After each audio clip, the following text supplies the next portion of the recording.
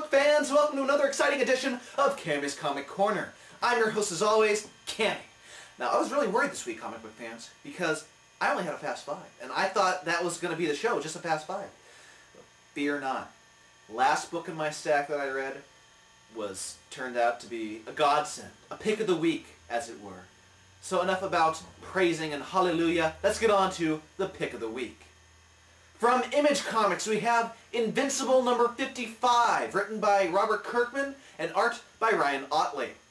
Now, this issue doesn't star Invincible per se. It stars Alan the Alien, a fan favorite, and Omni-Man, who is Invincible's father. And they're both in a Viltrum prison. They have been for quite some time, awaiting execution. Alan the Alien, although, is very, very strong and can't really be killed by the Viltrumites. And same goes for Omni-Man, because they don't have any Viltrumites available to execute him. Well, Alan finally decides it's time to break out. And as Omni-Man's just about to get the axe from two Viltrumites, Alan just goes on a rampage, destroying cell block after cell block, releasing prisoners, even releases a guy named Battle Beast.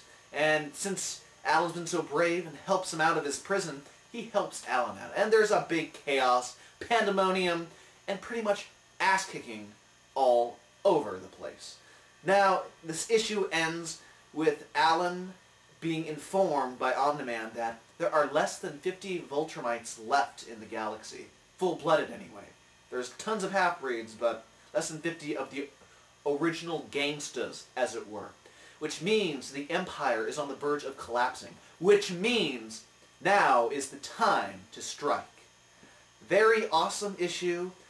Ryan Ottley's art is always amazing, and there's always that one page in Invincible that's just blood splattering everywhere, and it just has that good shock value, the good gross effect. So if you've been a fan of Invincible, fear not, it's still killer after 50 issues. Go pick up this issue today. Now, on to the Fast 5. Hesh wants some sex! Hesh, get off! My tape's playing! Debbie, get down here! First up, from Marvel, we have Ghost Rider number 29. Now, Jason Aaron, still on Ghost Rider, makes the two titans of Johnny Blaze and Danny Ketch, brother, fighting it out in Tibet. Both of them giving each other the penance stare, both making each other relive those horrible crimes that happened in both their lives, that they've committed as well. And then in the end, it looks like Danny Ketch almost has the upper hand on Johnny, but the nun Sarah comes in at the last second and rescues him. And at the end of the issue, we find out there's Ghost Riders all over the planet, and that's what Zadkiel's plan is, to steal all their powers via Danny Ketch and overthrow heaven eventually. Well, it's kind of like a Ghost Rider corpse now. Like, Green Lantern corpse, now you got the Ghost Rider corpse. And it'll be interesting to see, if they get power rings or power chains. That's what Johnny has, right? Yeah. Good issue as always. Jason Aaron, how can you go wrong? Next up, from Vertigo Entertainment, we have Air number 4. Now, we've been following this one airline stewardess for the past 4 issues, Blythe, as she's been going to continents that were wiped off the map, and all doing it for Zane, her lover that she's recently fallen in love with, and he's kind of a spy in many ways, and a master of disguise, so she can never be with him for more than a prolonged period of time. But in this issue, their adventure takes place down in Mexico, where Blythe has been summoned as kind of a spy for her boss, and it turns out there's information and technology being exchanged, and she's gotten right in the middle of it, and her old arch-nemesis Lancaster, the evil Lancaster, tries to get rid of her at the end of the issue.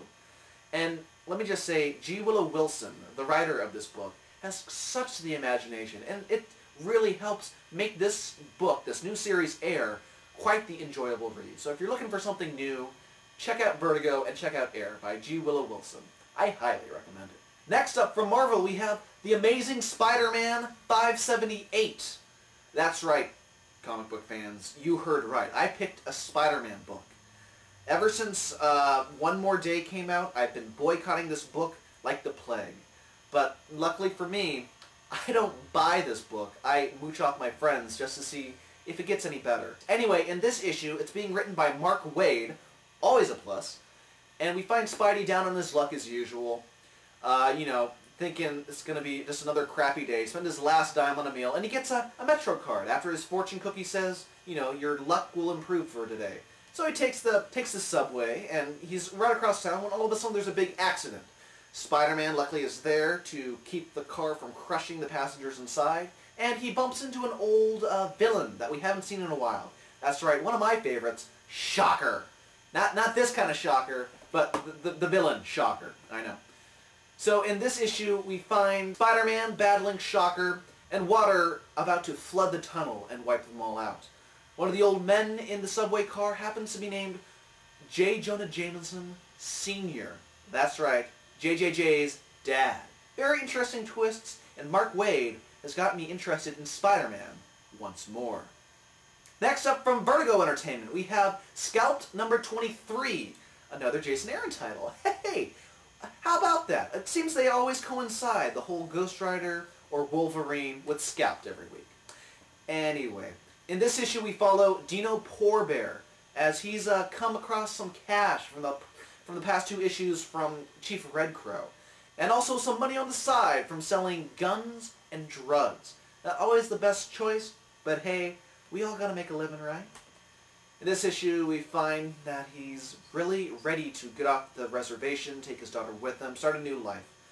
But his grandmother doesn't like the way he's getting his money and kicks him out of the house pretty much. And by the end of the issue, he comes face to face with Mr. Brass and his goons. Things don't look good for Dino right now, and hopefully he'll survive in the next issue. We also get a little cameo from Dashiell Bad Horse in this issue, except not in a good way. He's picking up dime bags. He's addicted. I know, it's sad. I was heartbroken as well when I found out this terrible, terrible news. But yes, Scalped, always a treat. Pick it up if you know it's good for you. And finally this week we have from Marvel Entertainment, Deadpool number 4. Now this issue kicks off a new story arc with Daniel Way. We find the Merc with the Mouth, you know, although he's comfortable in his seat made up of C4 explosives, he kind of needs work because he doesn't have any more money left because he spent all of it on his new cool exploding chair.